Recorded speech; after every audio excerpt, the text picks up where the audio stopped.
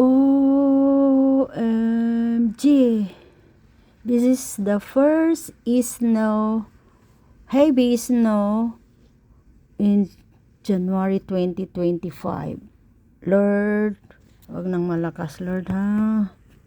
Okay lang ng ganito kasi may prayer pa kami bukas.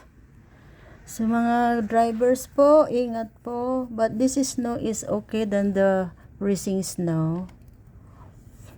At wag po tayong mabilis magpatakbo dahil po ay nagbabagsakan pa lang. O tingnan nyo yung mga ulo ng mga bahay-bahay dito.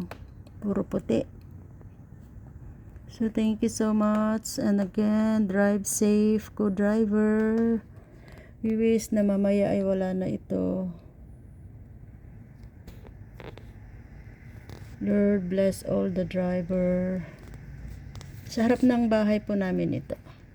Hindi pa masyado. Kaso nga lang, kung hanggang bukas ng ganito kakapal talaga. Okay, ingat-ingat po lagi. God bless everyone.